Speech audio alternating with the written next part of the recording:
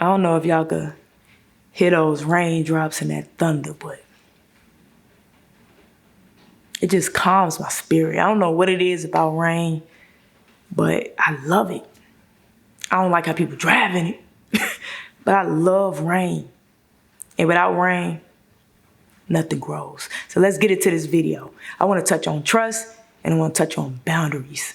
Shout out to my subscriber who asked me to touch on boundaries. I'm going to cover as much ground as possible in this video. But let's get into trust first, because I made a statement that had a lot of people hit me up asking me to elaborate, even though I thought the statement was clear, right? But I'm going to give you more to work with. Now, what I said was that trust has nothing to do with you trusting other people.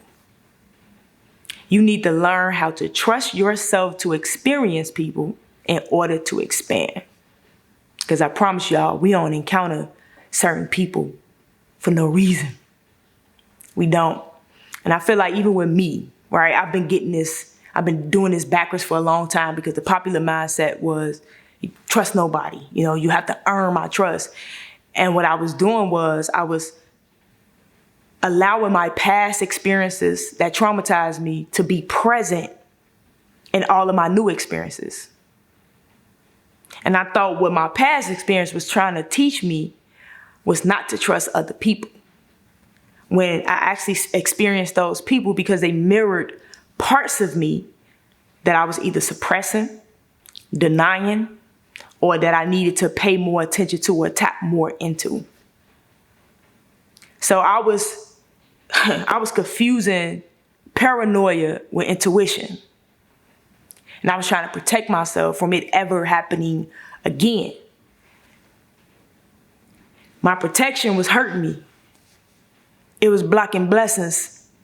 It was blocking my expansion. You can't avoid the inevitable part of the cycle of life that everyone experienced. You can't. We have to learn how to trust ourselves and know that people are being sent our way to shape us. I said this before, 95% of the people that you encounter is shaping you for the 5% of the people that's going to stay. The thing is, we hurt ourselves being so attached to the outcome with people. We have so many expectations when it comes to other people. And that's why we be disappointed all the time. That's why we say we never gonna do this again. I'm never getting another relationship. You didn't grow from it. You didn't learn what you're supposed to learn. So guess what?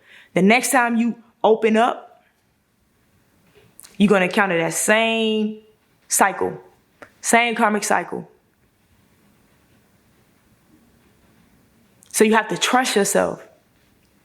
And when the person show you where they at, instead of you trying to make them out to be what you want them to be, so you put your blinders on to who they really are or where they really at. What you do is you show gratitude, express gratitude for seeing a person for where they really was at. Ask for clarity. What did you need to see in yourself that attracted that experience to you? And then you express gratitude for seeing a person for where they was really at. You make a conscious decision to separate yourself in order to continue to elevate, but you don't take it personal.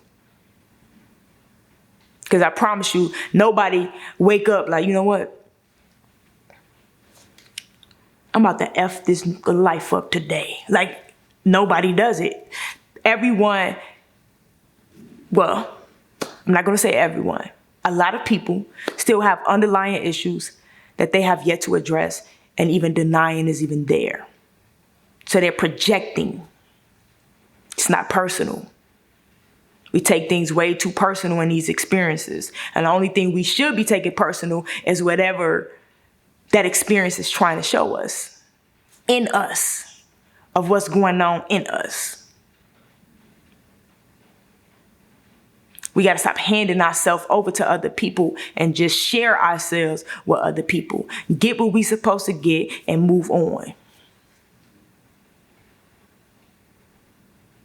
Now, boundaries. Okay?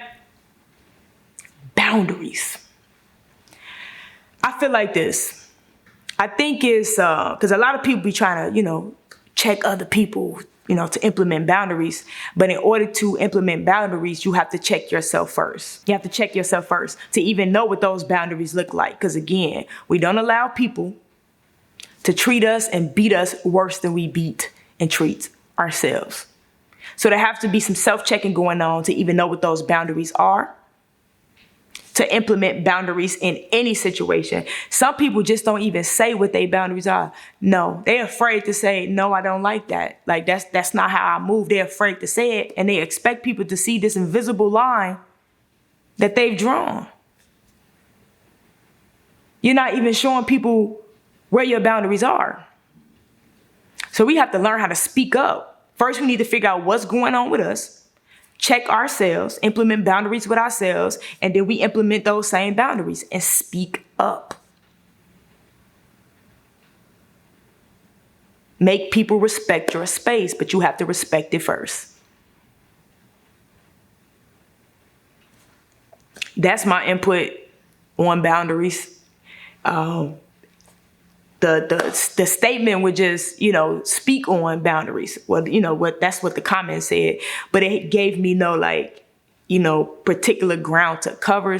So when I think about boundaries, that's what I think about. It's the fact that, we have to set them with ourselves first and then speak up and set them with other people. And a lot of us, we kind of lose our voice, especially when we in a space of people that we want to keep in position, or we trying to stay in a certain position, and people we lose our voice. We tolerate things we know don't sit right with our spirit. So again, those boundaries have to be implemented with you first.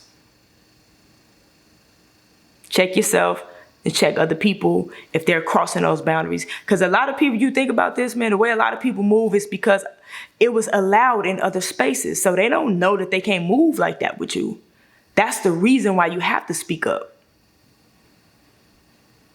Everybody else gave them a pass, or that was within their boundaries, so it was okay. And then you sitting there not speaking up, which means you're giving a pass and you're not okay. Okay. Don't be afraid to implement boundaries and speak up and tell people, what's okay and what's not okay in your space. All right. Y'all have a beautiful, beautiful life.